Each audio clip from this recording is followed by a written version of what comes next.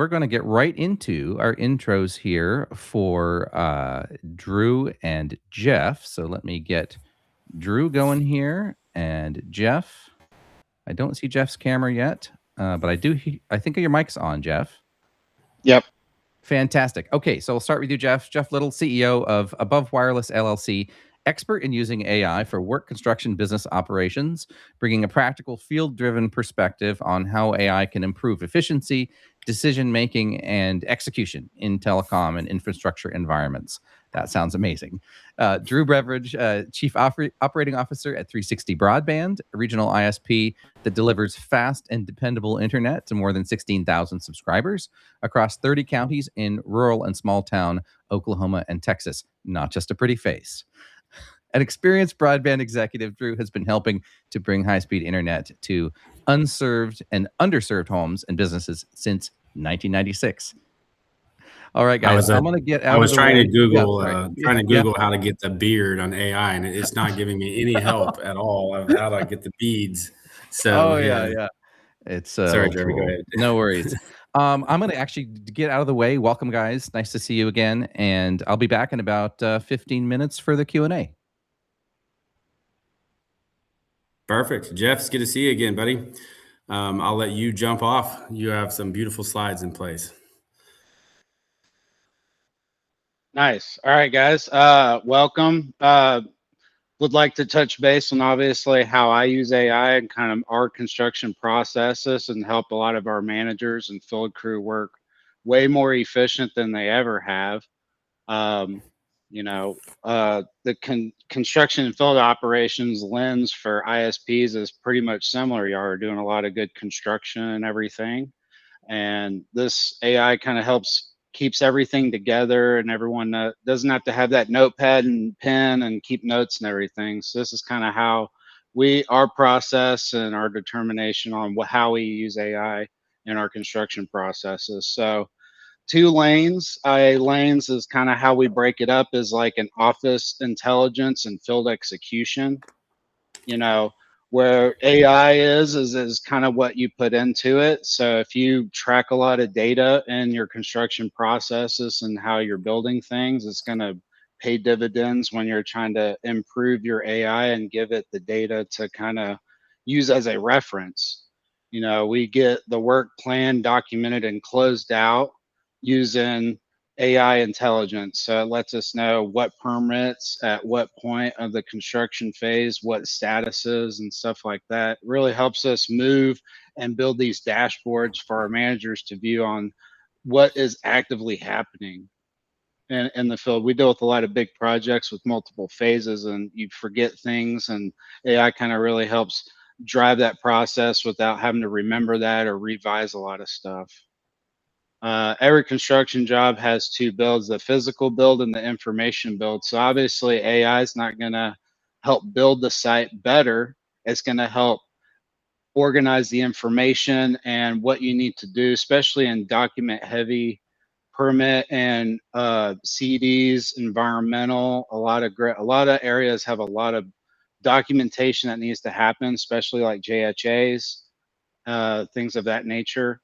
What's great about that is the scope, permits, photos, reports, and closeouts. AI can help improve that. So your team still needs to do the process efficiently and good and document it well, but AI can help organize all that information, where one manager would have to review a site for, let's say, half an hour to get the latest scoop on what's happening on progress and this and that.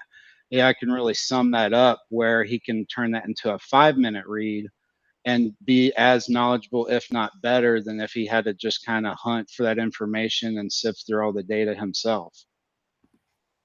Where construction time that's where a lot of construction time gets lost, is chasing stuff. So where a manager would need to answer a question or chasing information, let's say a crew lead needs to know where his next destination would be going, the AI bot would know kind of where it's next in the process, because the manager is using that as well. So a lot of wasted time chasing statuses, approvals, access. How do we get in here? Who's the right person to call? Gate code combos, missing answers. you know, reconstructing what happened, who, what, and who proved what. AI really is helping us track that, where we don't have to worry about which manager talked to that inspection guy, who scheduled that, who's the guy that's the point of contact for this site for this inspection. Really cuts that a lost time on that. Obviously, like retyping reports. My field guys, you know, they're great at construction, but spelling is probably a good C minus for some of them. So it helps rewrite a lot of that stuff and probably gives the better language for the managers to know, because a lot of our construction guys use terms that our managers don't for things. So it helps rewrite it for the manager to kind of understand what the construction guys are talking about. And also a lot of unclear things like incomplete closeout. You know, it could be some of our closeouts for some of the work we do is could be 300 something photos. Well, a person going through the checklist, that would take forever.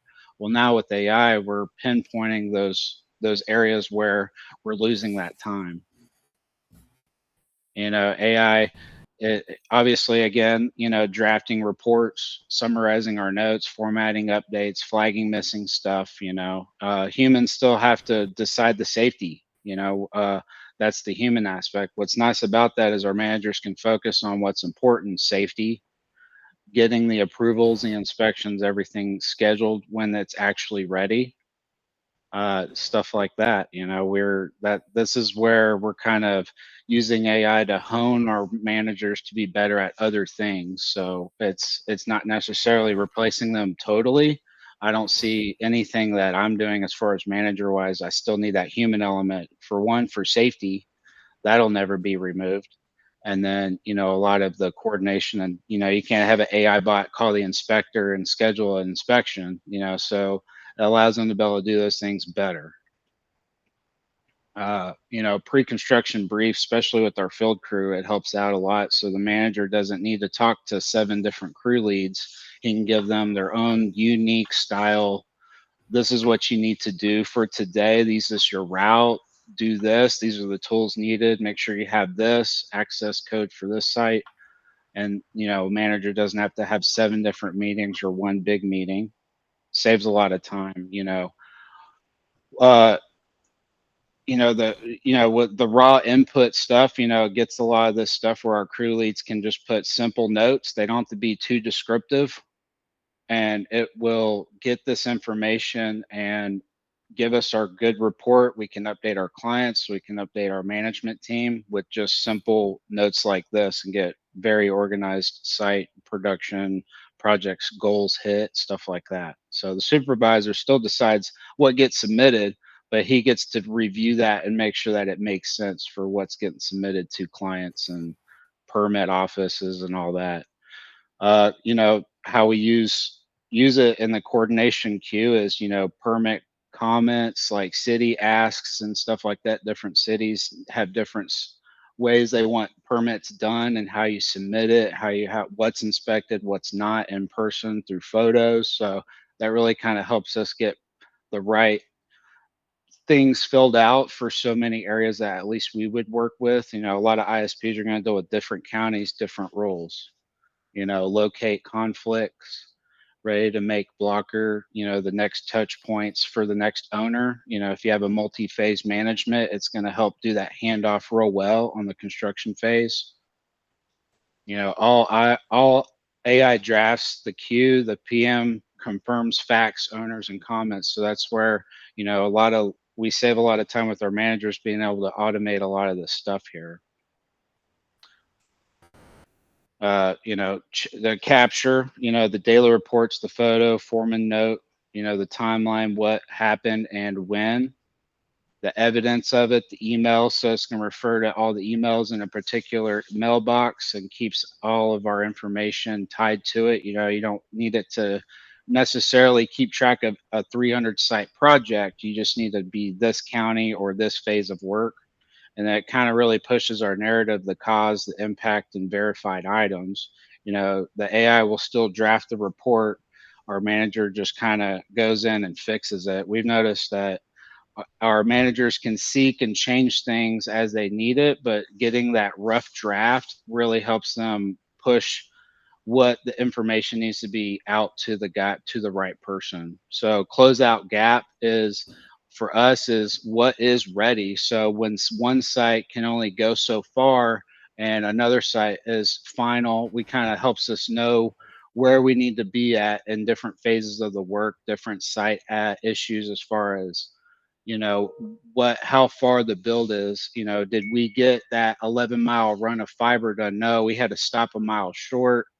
This is why the box was actually set here. That helps us kind of plan where and adapt easily with the AI. Lets us know what's missing in the gaps. Open punch items, unsigned forms, unverified quantities. Material is a big thing, especially coming up with a lot of bottlenecks. You're really going to be counting your nails every pin. You're going to count everything, and because quantities will be hard to get. And it also helps us know what has been sent. Clean closeout summary reviewed by human owner before submission. So my managers know to review everything. Don't just say rewrite this and just copy paste send. That's how we're getting our workers to be more accountable for what they're sending out. It is going to be better, but it can't be just pure AI. Workforce message matters. People judge AI now by how leadership introduces it. So if you introduce this like it makes them feel like they're documenting their job, and so that can be taken over by AI, they're probably not going to give good data and kind of feel uncomfortable. So we let them know like this is to make you work better, easier, and faster. It's going to remove the drag. Not the dignity from the worker. It's not going to be like, well, you used AI to manage the project, so you're not that good of a manager. You just piloted a AI and he did all the work. How I introduced AI to my team was like a 30-day pilot. I challenged them to see, I counted their tokens and I said, who had used the most tokens would win, I gave them a gift card. And I wanted them to see who would try to use AI the most and adapt. And we kind of talked about how their improvements were and how they were using it. And it helped out the team kind of be more approached to using AI. And then, the AI buys back construction time by shortening the information loop. So all in all, the raw data is I can tell that our managers are working about half as hard and our crew are running before where we would have all kinds of calls and texts and messages and Slack and all that. Now it's a lot of it is pretty rare that one-on-one answers need to be answered because we have certain AI bots that can answer pretty much everything for our field crew almost. And that's kind of, and that's kind of how we're optimizing AI to kind of improve our managers, not replace them. It sounds like you have a workflow set up that you're able to give them the ability to cut out a lot of the minute tasks and be able to actually focus on their job. Just like our last panelists were talking about, being able to buy back your time. That's fascinating.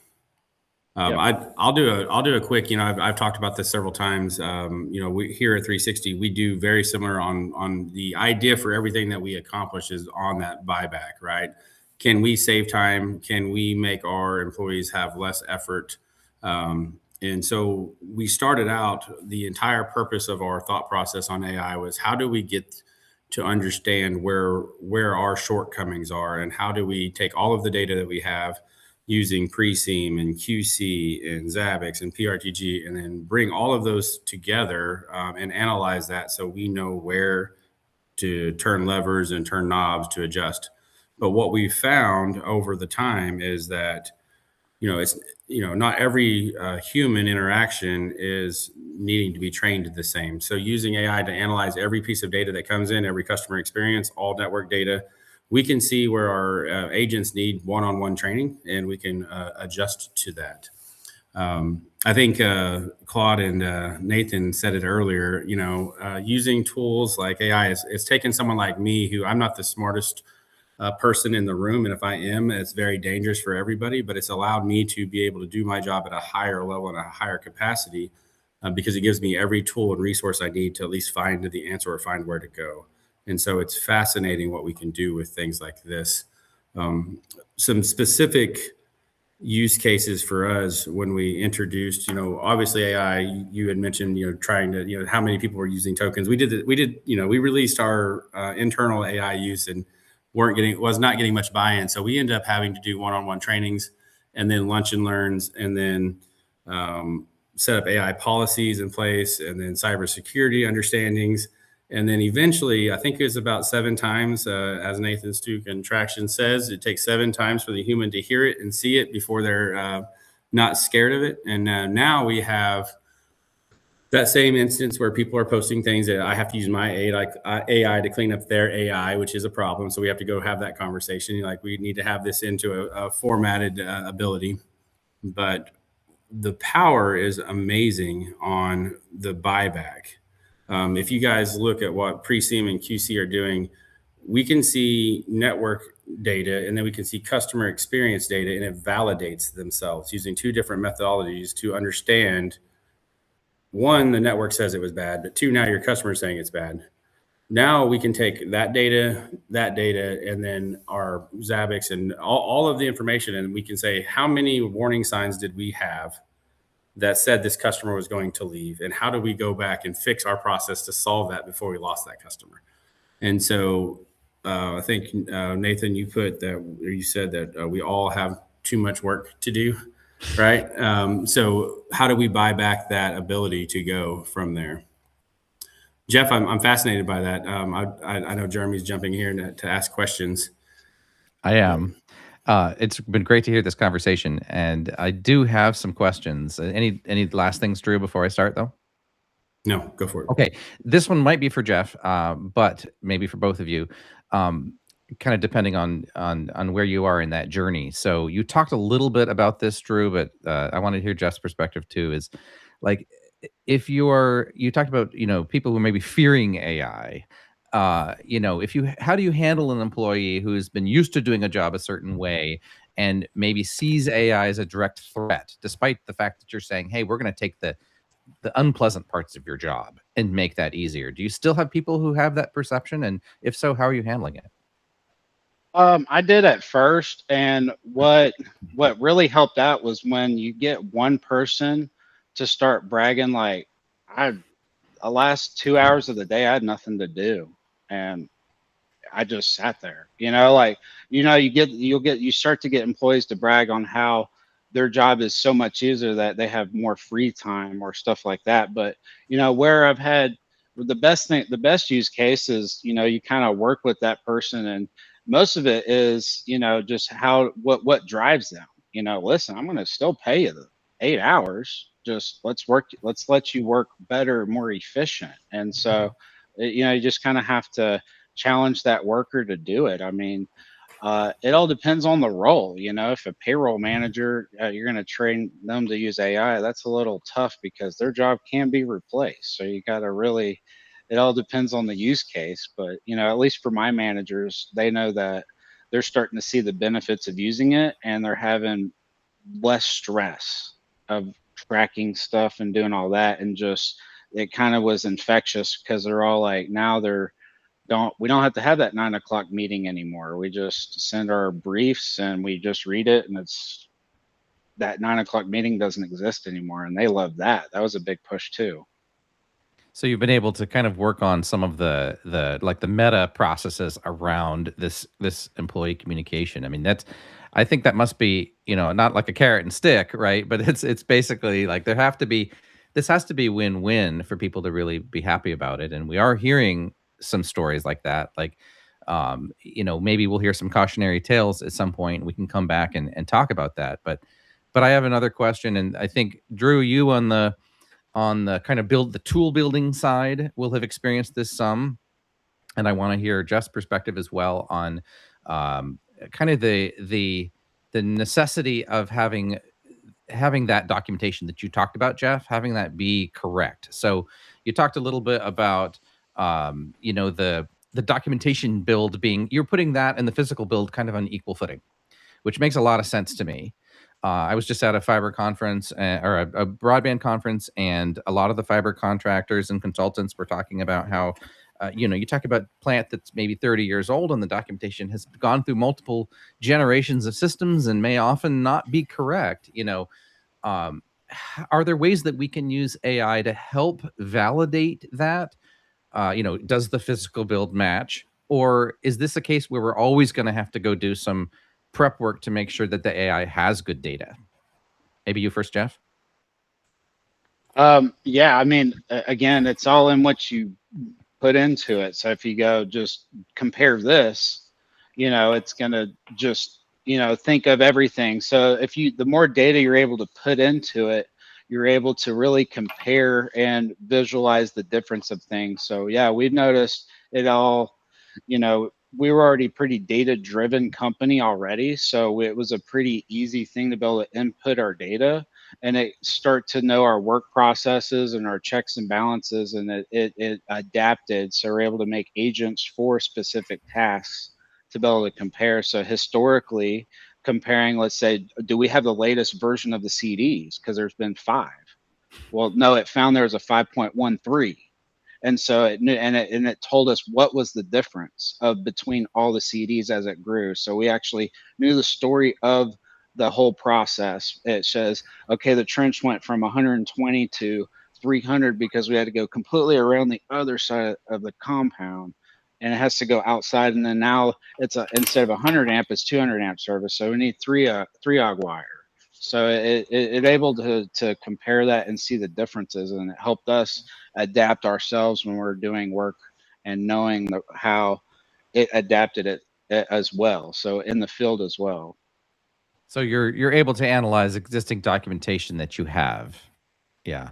Drew, any thoughts on that one? Yeah, as frequency is the lifeblood to fixed wireless, data is the lifeblood to AI, and it will only give you what you put in. We find many cases where we chase our tails because of something that we put into the guardrails that was inaccurate. So we spent a lot of time first on the data-driven decisions, KPIs, build-outs, verifying data, and even with that, even with walkthroughs, I mean, we sold internet to, because like our goal was to have automations in place between every touch point our customer ever does, so we don't have to do manual work. And then we sold a house the other day off of our shopping cart online that GPS maps it to a location that isn't there. So like now we're like, okay, so guardrails in place. How do we? I sold a house. I told them I was going to get them internet. We sent a crew there, and their house and GPS, the data was wrong. Don't equal because Google Maps is wrong. It's just not. You don't live here. If you lived here, I could get you internet. You do not live here, and so and that created a very big friction point. Bad reviews for us and made us look silly. But how now? So like data is king, and so even with guardrails, you're still going to make mistakes. And I think a human would have done the same thing, because if you put it in there, like, well, it says we serve it. So, but then if you ask them, is this your house? They're like, no, we live 1.5 miles down the road. Like, okay, so who do I call to say your house doesn't track right? So it's like confirmations, like, here's a picture of the map. Is that you? Yes. If this map looks like you, I'm in the city and I have the same problem. Google doesn't have the right location for my address. Agreed, right? And so I think, to your point, the data is the lifeblood for the automations and tools, but it's going to be the same way if we were having a human in it. But one of the touch points that made me very interested in this panel was we have the intelligence at this day and age that we can actually, I think you said this, we can go back to being human. I want to hire for emotional intelligence more than intellectual intelligence. Not saying that you can't, like intellectual intelligence is huge, but the interactions and the experience we provide to the customer, to be able to knock on the door, be able to communicate them on the phone, all of those things are more valuable in this day and age, because people are going to crave the emotional intelligence side of it more than you using big words that mean a lot of different things. It's not it. It's just, how do you make me feel about the experience that you provided me? And we really need to get to that and have all the tools available for our humans to augment. I think that's a really interesting point, Drew, particularly if you think about what Nathan and Claude were saying just before you about the people who are opting to choose a bot experience. And I don't know that necessarily indicates, this is my theory, I don't know that it necessarily indicates a preference for human to machine interactions. It might be that they already felt dehumanized by the process of having to do a support call. And so maybe those who are maybe we're actually reducing the friction there, and that's not an activity that we want to do as humans. So just a theory. We'll have to see how it. On that same note, we turned on our AI automation tools, and then it told us that we needed to put an AI bot to take 800 phone calls a month off of our plate. That would be less friction points. So turning on, IVR bill pays, and then having our AI listen to those and see if they get frustrated. And it's very a small amount of frustrated customers on billing, because that's a sensitive subject anyway. And then those are the people where you really want the human touch. So identifying that's is a really useful skill. Well, we do need to wrap up and move on to our next session. But I've really appreciated Jeff coming in and sharing your experiences, and Drew as well. Thank you very much for being willing to come and hang out with us for a bit. Thanks, Jeremy. Thank you for the opportunity. Okay. Yeah. And anybody, you can still ask Drew and Jeff questions in the chat. We're going to move on to our next one. Thanks, guys.